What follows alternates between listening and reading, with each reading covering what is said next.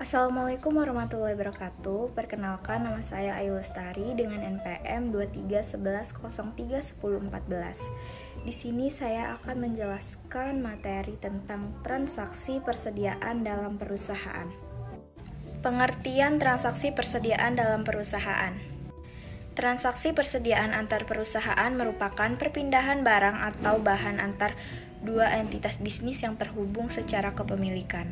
Hal ini dapat mencakup pembelian, penjualan, atau pemindahan persediaan dalam rangka operasional atau strategi manajemen yang ditetapkan oleh perusahaan induk. Slide selanjutnya ada tinjauan mengenai entitas konsolidasi. Laporan keuangan konsolidasi menyajikan posisi keuangan dan hasil operasi induk perusahaan dari satu atau lebih anak perusahaan, seakan-akan entitas-entitas individual tersebut adalah satu entitas atau perusahaan. Konsolidasi diharuskan jika suatu perusahaan memiliki mayoritas saham beredar dan perusahaan lain. Prinsip akuntansi yang diterapkan dalam pembuatan laporan keuangan konsolidasi sama dengan prinsip akuntansi yang diterapkan untuk membuat laporan keuangan perusahaan terpisah. Slide selanjutnya ada kegunaan laporan konsolidasi. Laporan keuangan konsolidasi merupakan cara untuk mendapatkan gambaran yang jelas dari total sumber daya perusahaan hasil gabungan yang berada di bawah kendali induk perusahaan dan hasil pengelolaan sumber daya tersebut. Laporan konsolidasi adalah cara yang mudah untuk mengikhtisarkan jumlah informasi yang banyak sehubungan dengan masing-masing perusahaan tersebut dan bagaimana posisi keuangan serta operasional masing-masing perusahaan mempengaruhi entitas konsolidasi secara keseluruhan. Lalu ada transaksi persediaan antar perusahaan. 1. Transfer pada biaya perolehan. Saat penjualan persediaan menghasilkan keuntungan atau kerugian, diperlukan satu ayat jurnal eliminasi untuk menghilangkan pendapatan dari penjualan antar perusahaan dan harga pokok penjualan terkait yang dicatat oleh penjual. Hal ini untuk menghindari kedua akun tersebut dicatat lebih tinggi dari jumlah yang seharusnya. Laba konsolidasi tidak dipengaruhi oleh ayat jurnal eliminasi tersebut jika transfer dilakukan pada biaya perolehan, karena baik pendapatan dan penjualan dikurangi oleh jumlah yang sama. Lalu yang kedua ada transfer dengan keuntungan dan kerugian. Pada saat penjualan antar perusahaan termasuk keuntungan atau kerugian, ayat jurnal eliminasi untuk konsolidasi dalam periode transfer harus disesuaikan dengan akun laporan laba rugi konsolidasian dan laporan posisi keuangan.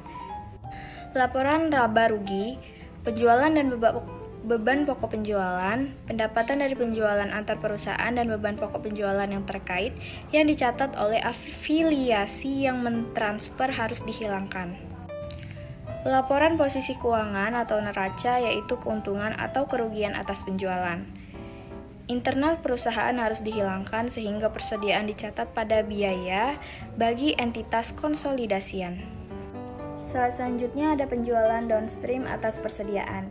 Downstream adalah penjualan dari perusahaan induk ke anak perusahaan. Jika penjualan dilakukan dengan harga yang sama dengan harga perolehan, berarti tidak ada masalah dalam pelaporan keuangan. Namun, penjualan yang dilakukan dengan harga berbeda atau lebih tinggi dari harga perolehannya, maka laporan keuangan harus disesuaikan dengan jurnal eliminasi karena perusahaan induk dan anak tetap satu kesatuan, sehingga transaksi di antaranya tidak boleh diakui jika ada keuntungan atau laba.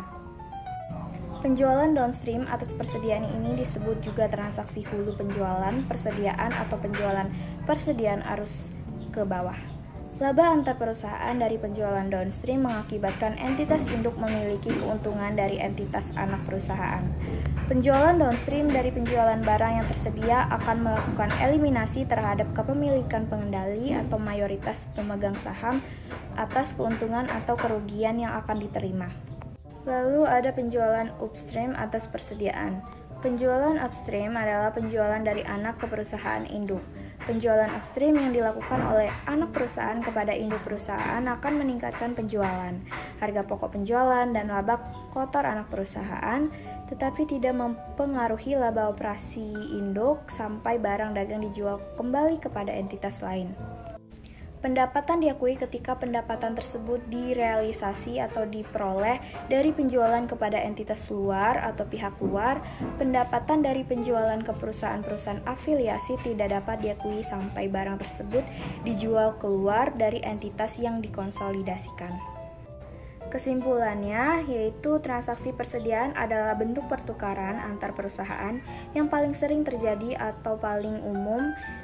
Eliminasi memastikan bahwa hanya biaya perolehan historis persediaan dari entitas konsolidasi yang dimasukkan ke dalam neraca konsolidasian.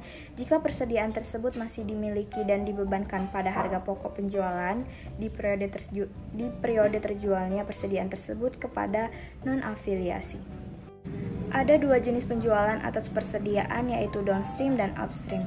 Downstream adalah penjualan dari perusahaan induk ke perusahaan anak. Jika penjualan dilakukan dengan harga yang sama dengan harga perolehan, berarti tidak ada masalah dalam pelaporan keuangan, sedangkan transfer upstream adalah penjualan dari anak perusahaan ke perusahaan induk dan laba kotor anak perusahaan, tetapi tidak mempengaruhi laba operasi induk sampai barang dagang dijual kembali kepada entitas lain.